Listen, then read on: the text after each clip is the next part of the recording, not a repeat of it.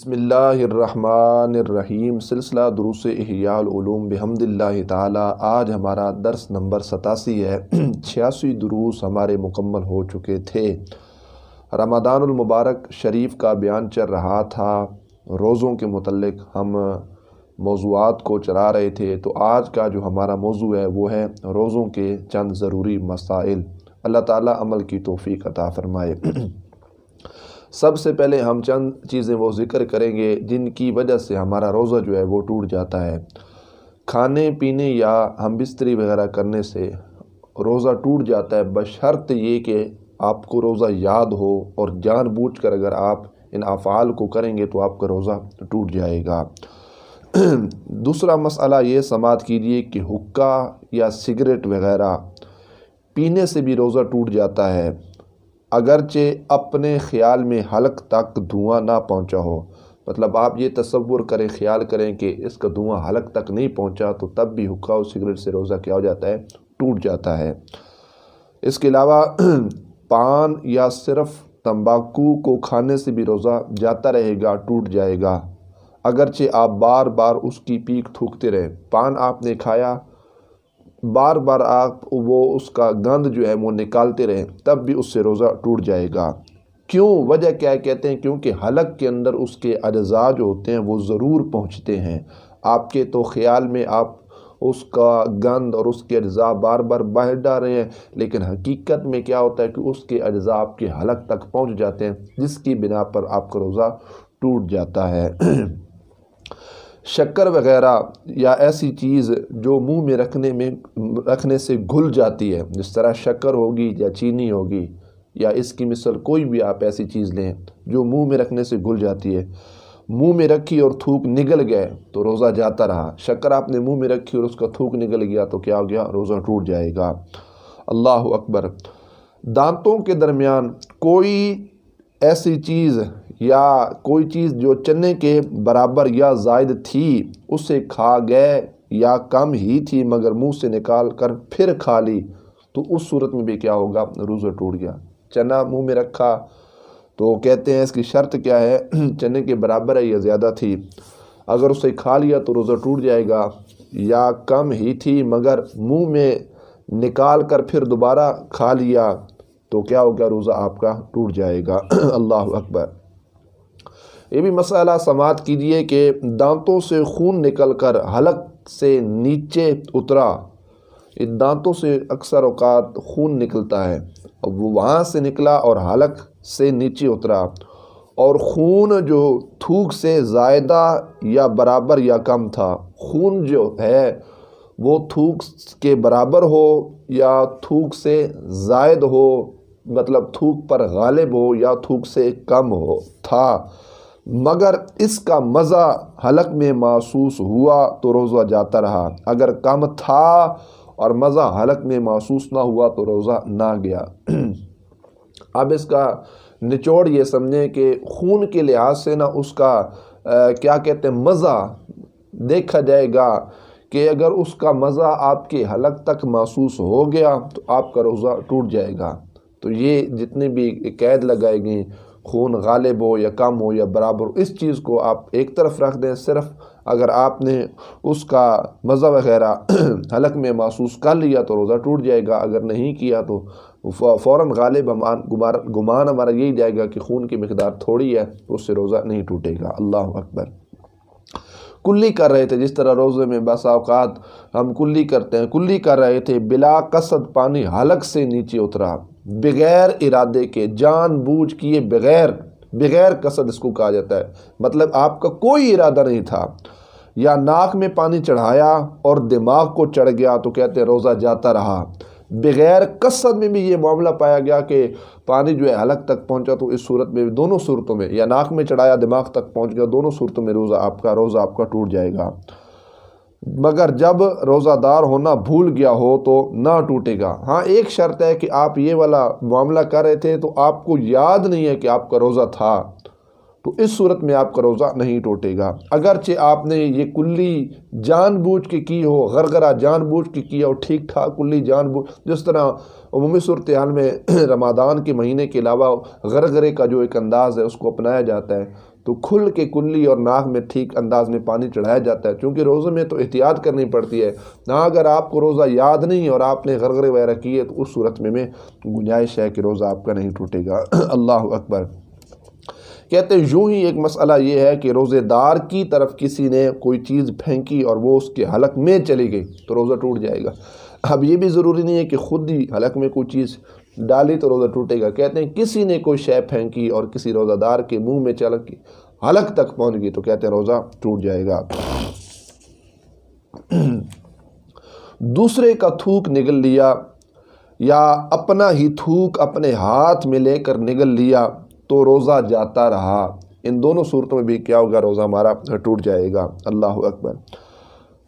اچھا جی، ایک مسئلہ کہتے ہیں منہ میں رنگین ڈورا وغیرہ رکھا جس سے تھوک رنگین ہو گیا، پھر وہی رنگین تھوک نگل گیا تو روزہ جاتا رہا۔ یہ ڈور دھاگا وغیرہ اگر آپ کے منہ میں ہے تو وہ لعاب کے ساتھ وہ تر ہو گیا جس کی وجہ سے آپ کا جو تھوک ہے نا وہ رنگین ہو گیا، پھر وہی رنگین تھوک نکل گیا تو اس صورت میں بھی کیا ہو جائے گا؟ روزہ ٹوٹ جائے گا۔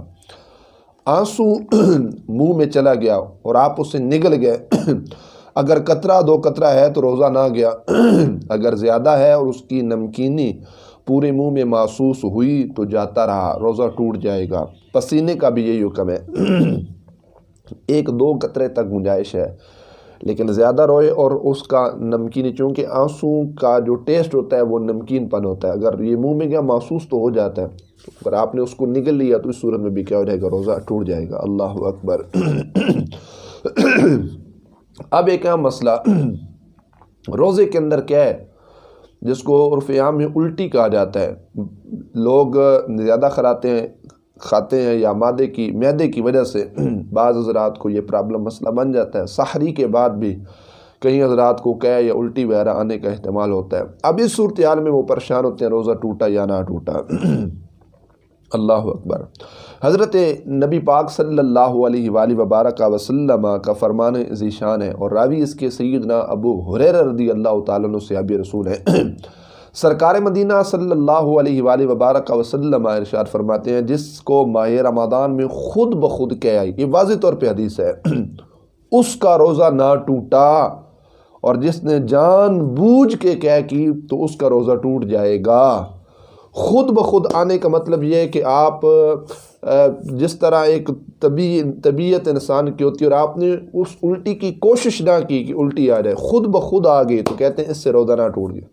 ہاں، اگر یہاں پہ بوجھ بنے اور آپ ہر وہ حرکت کرتے ہیں یا کوئی ایسی چیز استعمال کرتے ہیں کہ آپ سمجھتے ہیں کہ میرے معدے کا بوجھ ختم ہو جائے اور یہ جو گند ہے معدے پہ بوجھ ہے یہ باہر آ جائے اور میں فریشمنٹ مجھے محسوس نصیب ہو جائے اور میرا معدہ جو ہے وہ کھلا ہو جائے اور یہ الٹی باہر آ جائے، کوئی آپ نے ٹیبلٹ استعمال کی یا کوئی آپ نے شربت استعمال کیا، تو اس کا یہ مطلب ہے کہ آپ خود اس کو نہ لے کر آئیں، خود بخود اگر وہ الٹی آ جائے اس صورت میں حضور نبی پاک علیہ السلام کی واضح حدیث ہے کہ خود بخود قے آ گئی تو اس سے روزہ نہیں ٹوٹتا۔ اچھا، ترمذی میں ایک اور روایت ہے، ارشاد فرمایا جس کو خود بخود قے آئی اس پر قضا نہیں، اور جس نے جان بوجھ کر قے کی اس پر قضا ہے۔ خود بخود آ گئی تو قضا کوئی نہیں ہے قضا، اور جس نے جان بوجھ کر الٹی کی یا وہ سبب پیدا فرمایا جس سے الٹی آ سکے تو اس پر کیا ہو جائے گی؟ قضا۔ اللہ اکبر۔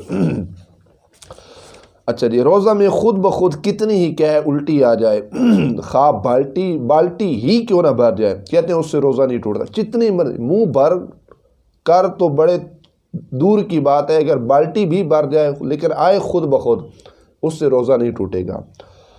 اللہ اکبر۔ آگے مسئلہ ہے اگر روزہ یاد ہونے کے باوجود قصدن یعنی جان بوجھ کر قے کی اور اگر وہ منہ بھر ہے تو اب روزہ ٹوٹ جائے گا۔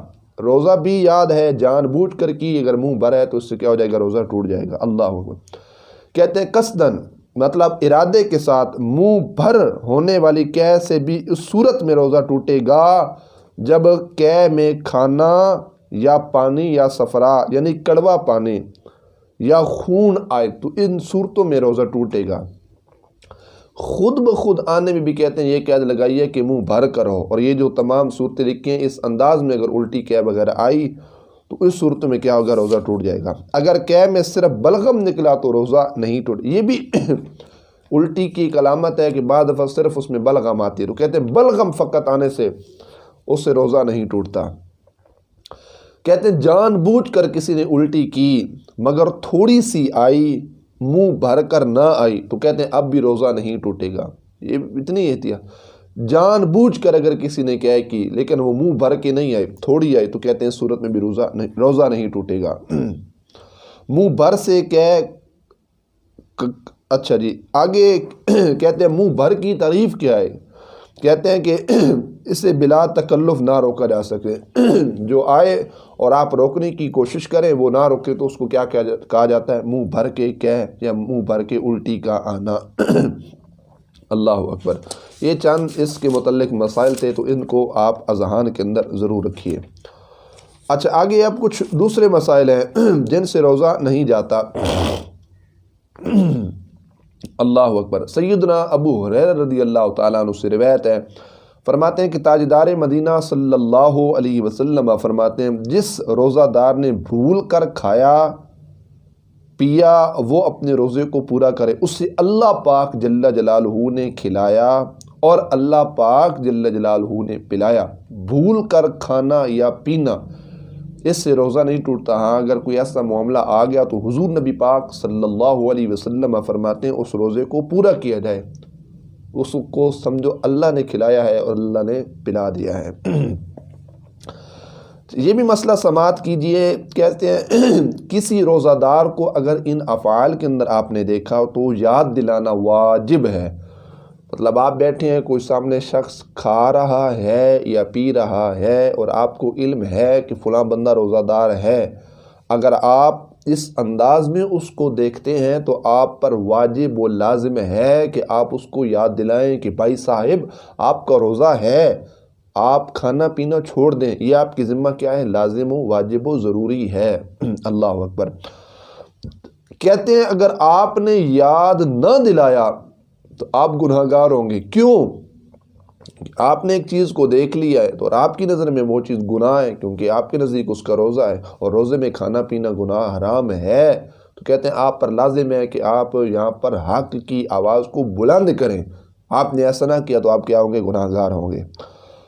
ہاں ایک صورت ہے اگر وہ بہت ہی کمزور ہے کہ آپ کے یاد دلانے پر وہ کھانا پینا چھوڑ دے گا اور کمزوری کے سبب یا تو وہ بے ہوش ہو جائے گا یا اس کی طبیعت مزید زوال کی طرف چلی جائے گی، تو پھر آپ پر ضروری ہے کہ آپ بس اللہ پر چھوڑ دیں، اس کو یاد نہ دلائیں۔ یاد نہ دلانا کیا ہے؟ بہتر ہے کہ آپ اس کو یاد نہ دلائیں۔ اگر اس طرح کی کوئی صورتحال ہے یا حد درجے کی وہ کمزوری تک پہنچا اور اس صورتحال میں وہ کچھ کھا پی رہا تو پھر آپ اس کو یاد مت دلائیے۔ اللہ اکبر۔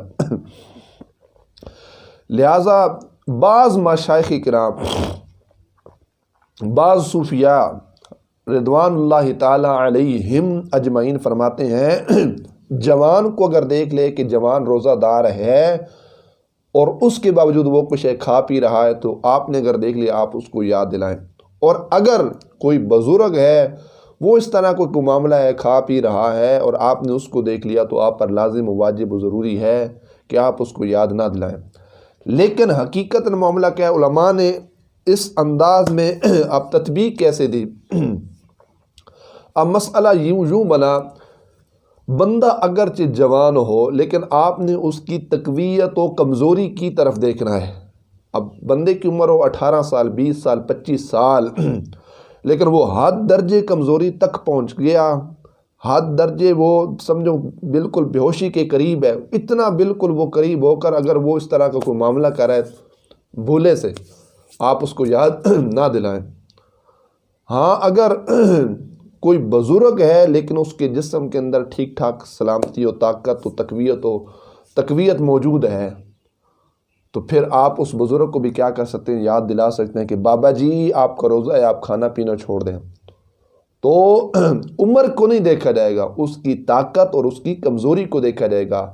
طاقت کا معاملہ جوان میں بھی پایا گیا تو جوان کو یاد دلا دیں گے، طاقت کا معاملہ بزرگ کے اندر پایا گیا تو بزرگ کو بھی یاد دلا دیں گے، کمزوری کا معاملہ بزرگ کے اندر پایا گیا یا اس کے اندر پایا گیا تو وہی حکم ہوگا کہ دونوں کو یاد نہیں دلایا جائے گا۔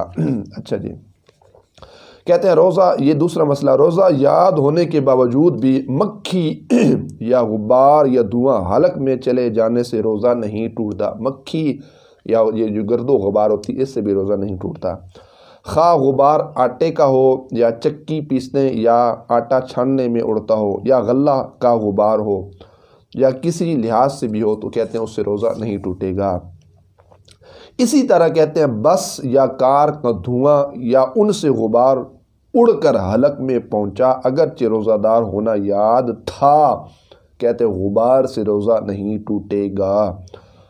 اگر بتی سلگ رہی ہے اور اس کا دھواں ناک میں گیا تو کہتے ہیں روزہ نہیں ٹوٹے گا۔ جس طرح اگر بتی خوشبو کے لیے استعمال کی جاتی ہے، ہاں اگر بتی سلگ رہی ہے اور روزہ یاد ہونے کے باوجود آپ کو کنفرم بھی ہے آپ کا روزہ ہے، یاد بھی ہے، باوجود منہ قریب لے کر اس کا دھواں ناک سے کھینچا تو روزہ ٹوٹ جائے گا۔ عمومی صورتحال میں جو خوشبوئیں معطر ہوتی ہیں اور ہمارے جس کو ہم محسوس کرتے ہیں اس سے روزہ نہیں ٹوٹتا، لیکن کہتے ہیں اس طرح کا جہاں معاملہ ہے آپ جان بوجھ کے بتی کے قریب اپنا منہ لے کر گئے اور جان بوجھ کے آپ نے اس کا دھواں ناک کے ذریعے اوپر کھینچا، اس کھینچنے کی صورت میں آپ کا روزہ کیا ہو جائے گا؟ ٹوٹ جائے گا۔ اللہ اکبر۔ تیل یا سرما لگایا تو روزہ نہ گیا، سرما لگانے سے بھی روزہ نہیں ٹوٹتا۔ بعض لوگ یہ سمجھتے ہیں کہ سرما لگانے سے روزہ ٹوٹ جاتا ہے، تیل لگانے سے بھی کہتے ہیں نہیں ٹوٹتا۔ کہتے ہیں اگرچہ تیل یا سرما کا مزہ حلق میں بھی محسوس ہوا یا تھوک میں سرما کا رنگ بھی دکھائی دیا تو ان دونوں صورتوں کے لحاظ سے آپ کا روزہ نہیں ٹوٹے گا۔ اگرچہ تیل آپ نے وہ سر کے اوپر لگایا، اس کا ٹیسٹ، اس کا ذائقہ حلق میں آیا، یا سرما وہ تھوک کے ذریعے وہ دکھائی بھی دیا، روزہ نہیں ٹوٹے گا۔ اللہ اکبر۔ کلی کی اور پانی بالکل پھینک دیا، جس طرح کلی کر کے وہ پانی پھینکا جاتا ہے، صرف کچھ تری جو زبان کے آس پاس اطراف میں وہ رہ جاتی ہے وہ تھوک کے ساتھ ہی اگر اس کو نگل لیا، کہتے ہیں اس صورت میں بھی آپ کا روزہ نہیں ٹوٹے گا۔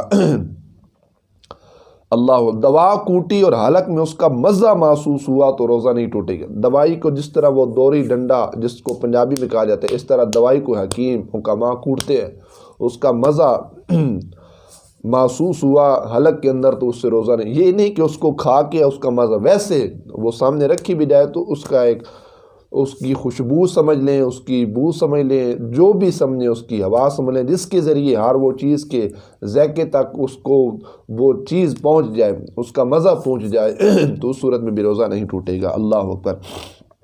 کان میں پانی چلا گیا جب پی روزہ نہیں ٹوٹا۔ اللہ، ہاں تنکے سے کان کھجایا، یہ تنکے لے کر نا لوگ کان کھجاتے ہیں اس طرح کر کے، اور اس پر کان کا میل لگ گیا، وہ کان کے اندر سے نا کالی کالی وہ میل لگ جاتی ہے تنکے کے اوپر، پھر وہی میل لگا ہوا تنکا کان میں دوبارہ ڈال دیا، اب اس کو ہم نے صاف نہیں کیا، دوبارہ کیا کیا؟ ڈال دیا۔ اگرچہ کہتے چند بار ایسا کیا، کہتے اس صورتحال میں بھی آپ کا روزہ نہیں ٹوٹے گا۔ دانت یا منہ میں خفیف یعنی معمولی و ہلکی چیز بے معلوم سی رہے گی، آپ کو معلوم نہیں وہ رہے گی، خفیف تھوڑی سی شے اگر منہ کے اندر رہے گی اور لعاب کے ساتھ خود ہی اتر جائے گی، وہ اتر گئی تو کہتے ہیں اس صورتحال میں بھی روزہ نہیں ٹوٹے گا، لیکن شرط یہ ہے کہ وہ بے معلوم رہ گئی ہو۔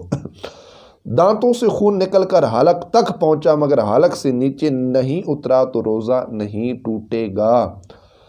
مکھی حلق میں چلی گئی روزہ نہ گیا اور قصدن نگلی تو چلا گیا، جان بوجھ کر کسی نے مکھی کو نگلا تو اس صورتحال میں بھی روزہ ٹوٹ جائے گا، لیکن اگر خود بخود وہ چلے گی، قصدن ارادہ نہیں پائے گا تو روزہ نہیں ٹوٹے گا۔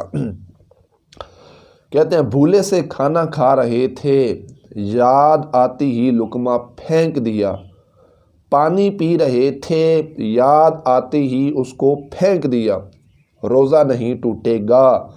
اگر منہ میں لقمہ تھا یا پانی تھا، یاد آنے کے باوجود آپ نے وہ منہ کے اندر جو لقمہ تھا اس کو نگل لیا، یا جو منہ میں پانی تھا اس کو پی گئے، کہتے ہیں دونوں صورتوں میں روزہ ٹوٹ جائے گا۔ جیسے ہی یاد آئے منہ کے اندر اس کو چبا بھی لیا اور فوراً اس کو باہر نکال دیں۔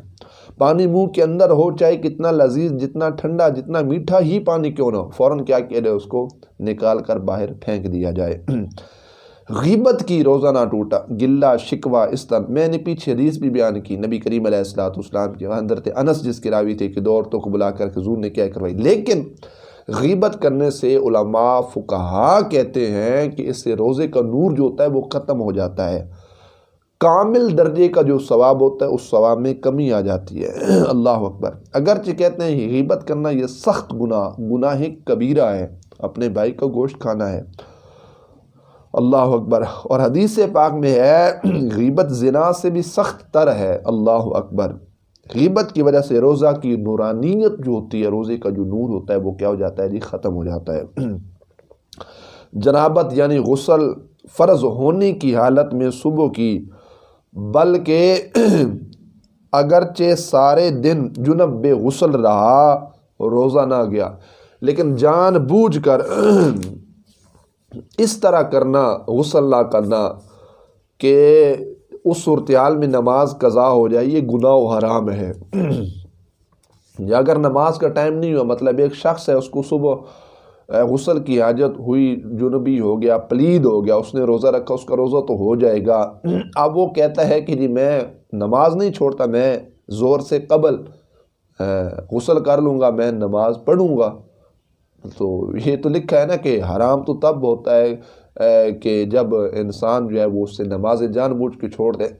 تو دوسری طرف حدیث پاک ہے، نبی کریم علیہ السلام ارشاد فرماتے ہیں کہ جہاں پر پلید ہو، پلیدگی ہو، پلید شخص ہو، اس جگہ پر، اس مکان پر اللہ کی رحمت کی فرشتوں کا نزول نہیں ہوتا۔ اور ویسے بھی صوفیاء کے نزدیک یہ نحوست ہے کہ جان بوجھ کر غسل کے لحاظ سے تاخیر کرنا، کہ وہ دیر تک جان بوجھ کے پڑے رہنا، سوئے رہنا، اور پلیدگی کے لحاظ سے گھر میں رہنا، رحمت کے فرشتے بھی نہیں آئیں گے، اور ویسے بھی کاروبار میں برکت ختم ہو جائے گی، زندگی کا سکون ختم ہو جائے گا، تو گھر میں نحوست قائم ہو جائے گی۔ تو بہرحال جب بھی یہ فرض ہو تو حتی الامکان کوشش کیجیے کہ غسل میں جلد از جلد احتیاط کرتے ہوئے جلد غسل کیجیے، اور جلد پاکیزگی کا انتظام و اہتمام کیجیے۔ سحری کے لحاظ سے اگر چند منٹ باقی اور غسل لازم ہو گیا، منہ دھو کر کلی وغیرہ کر کر آپ سحری کر لیجئے، روزے کی نیت بھی کر لیجئے، اور بعد میں کیا کر لیجئے، آپ غسل کیجئے، پھر نماز کو ادا کر سکتے ہیں۔ پلیدگی کی صورت میں اگر آپ نے سحری کی تو آپ کا روزہ ہو جائے گا۔ اللہ اکبر۔ کہتے ہیں تل کے برابر کوئی چیز چبا لی اور تھوک کے ساتھ حلق سے اتر گئی تو کہتے ہیں روزہ نہ گیا، مگر جب کہ اس کا مزہ حلق میں محسوس ہوتا ہو تو روزہ جاتا رہا۔ حضرت سیدنا ابو ہریرہ رضی اللہ تعالی عنہ سے روایت، نبی کریم علیہ السلام ارشاد فرماتے، اب یہ کچھ چیزیں ہیں جن کا تعلق مکروہات کے ساتھ ہے۔ نبی کریم علیہ السلام نے فرمایا جو بری بات کہنا، اس پر عمل کرنا نہ چھوڑے تو اللہ پاک جل جلالہ کو اس کی کوئی حاجت نہیں کہ اس نے کھانا پینا چھوڑ دیا ہے۔ اللہ تو چاہتا ہے نا کہ بندہ روزہ رکھ کر متقی اور پرہیزگار بن جائے۔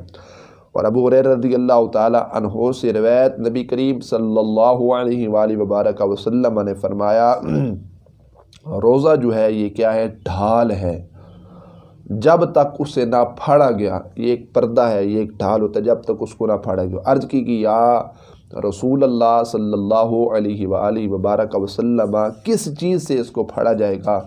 فرمایا جھوٹ یا غیبت کی وجہ سے۔ جب یہ والا معاملہ ہم کریں گے تو سمجھو وہ پردہ پھٹ جائے گا، اور جھوٹ اور غیبت کی وجہ سے کیا ہوگا، روزے کا نور ختم ہو جائے گا۔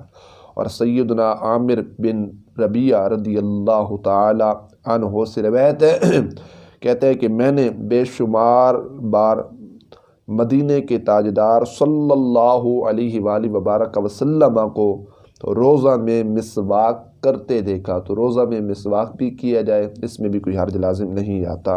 اللہ اکبر۔ اللہ تعالیٰ جل جلالہ، یہ کچھ مکروہات رہ گئے، انشاءاللہ پھر اس کو بیان کریں گے۔ اللہ تعالیٰ عمل کی توفیق عطا فرمائے۔ حجت الاسلام امام غزالی علیہ رحمہ کے علمی روحانی فیوز و برکات سے اللہ مجھ سمیت آپ سب کے سینوں کو مستفیض فرمائے۔ وآخر دعوانا الحمدللہ تعالی رب العالمین۔